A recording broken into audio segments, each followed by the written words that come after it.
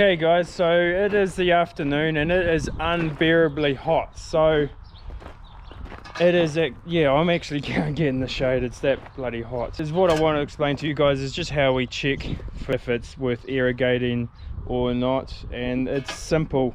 You can get moisture probe. They are still in the early days and quite costly, so we just use the old school method because we are heifer grazing.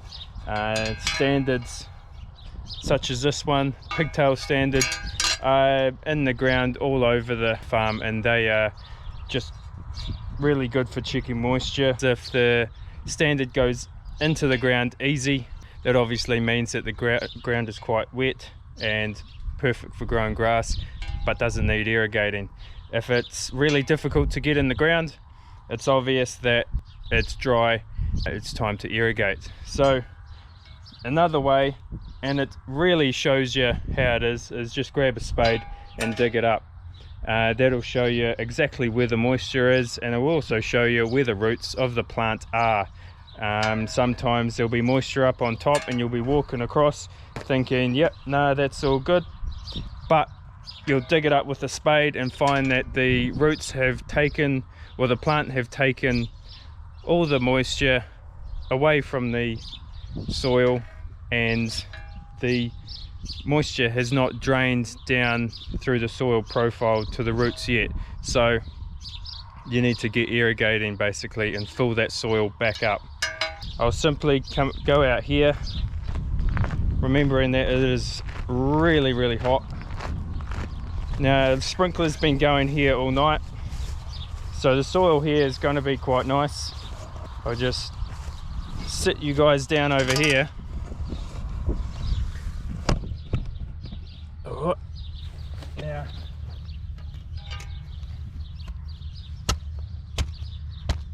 see that she's just gone straight down and in, and as you can see there, we've got nice soil, good moisture, and I can make a clod and it'll stick together. So that's perfect. That's really onto it. And as you can see, there are no dry bits and there are little bits of roots in there, so that is perfect. But I'll just go a little bit deeper.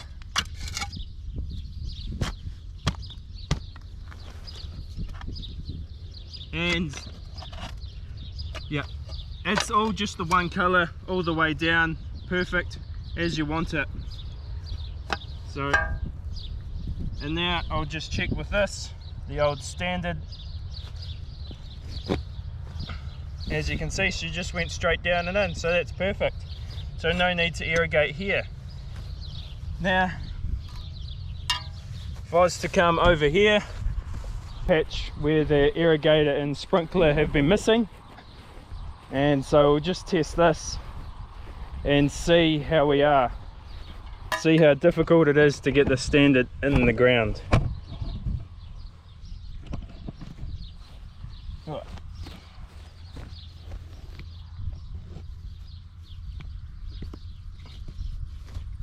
As you can see, I'm just fighting. I'm just fighting the ground there to get that standard, and it's that tough and dry. So it does not want to let that steel into the ground. Now, if I try and dig it up,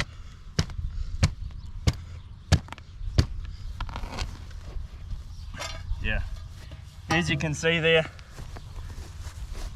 that is just dry, and there's no moisture there at all. There's nothing for the grass there, so we need to get irrigating in this spot. Another thing that I should explain on this very hot day, and that is, excuse me if I don't say it correctly, but it is a big word for a farmer, evapotranspiration, something like that anyway, and that is the sum of moisture leaving the surface and entering the atmosphere. So today, on a really hot day, this is probably going to be the hottest day of summer. I've got to move back to the shade actually, guys. So typically we'll be losing about the sum of 10 mils out of our soil. So even if we get the irrigators going at 10 mils, we're just covering our bases. We're not moving forward at all. The plant is not getting any of that. That's just all going out to the atmosphere. So the best thing that we can hope for is some rain, and we get irrigating then, because then 100% of our water that we'll be putting down on the ground will be taken in by the ground and the grass. But it does not look like there is any water in the forecast, so we've just got to battle on. The other thing is, irrigating at night is definitely a lot more better. There's not as much ET. As what we've got to do is just basically run these irrigators flat out as fast as you can. So guys, Millie and I, oh, she's camera shy. Millie, yeah, there you go. So Millie and I have come up the farm, check out the pumps, make sure that they're not overheating or stopping, as one of the irrigators did shut itself down. Turned out to be a safety that just flicked, and so I just reset it and she's off going. But the reason why I've opened those doors is just to let the air flow through, keep the pumps cool by their cooling fans. Now the other reason why I'm up here is because it's such a hot day, and I thought it'd be a brilliant idea to go through and check each one of these dropper hoses and sprinklers to make sure that they're not blocked. On our quad bikes and our two-wheelers, we keep these paper clips on the key rings. Lets us remove a sprinkler, and then we'll take the nozzle out, and then we'll poke out whatever obstructing the water flow. The reason why it's a hot weather job is because you have to really leave it going. Yes, go under there, take the nozzle off, clean it out, put it back together again, and by the time you're home, you're dry again with the ride on the four-wheeler. So this irrigator itself is looking pretty good. I did check it the other day and it was good as gold. The other thing to look for is a partial block. So it is a lot more easier to check if you're on the opposite side of the irrigator to the sun.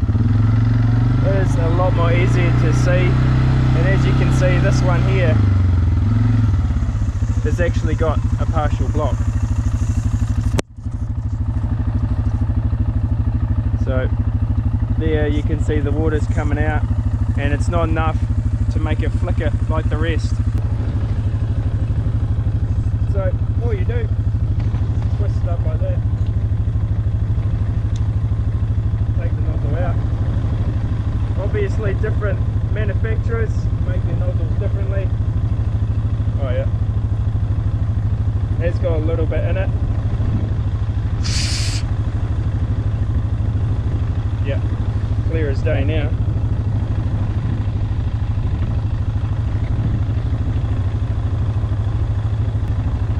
Alright guys, get ready to run.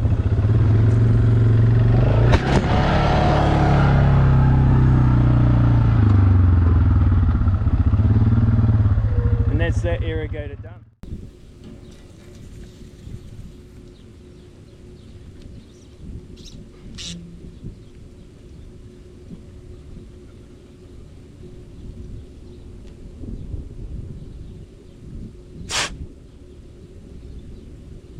Nope. Grab that paper clip off the magnet. Of course, holding three things at once is completely normal. Yep, there it goes right there. I don't know if you guys can see that. Just a bit of gunk in there, and that's enough to partially block her. So now what we'll do is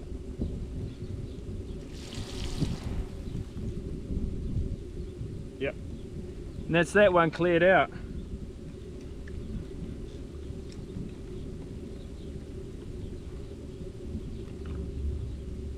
So this is, yeah, once again a different design, obviously being earlier pivot.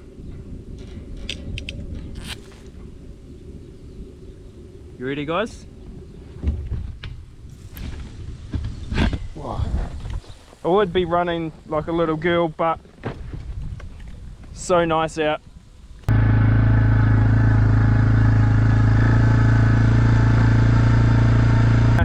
The other thing that I do check when I'm looking at these irrigators is the drain bungs that are up in each section, I guess, just above the wheels. So, excuse me, I'm trying to explain something. So is what they do is once the pressure's all gone, they let the main beam or pipeline drain out to stop rust, I guess.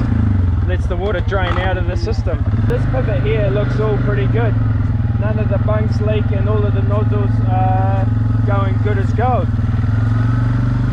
So that's about perfect. So guys, today has been a big day for irrigation and I'm glad that I decided to film. I hope you guys enjoyed this video.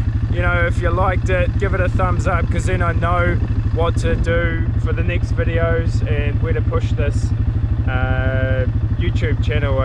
Now, if you like where this is all going, subscribe, as there'll be more videos coming. So yeah, I'd like to thank you guys for watching and hope you enjoyed it.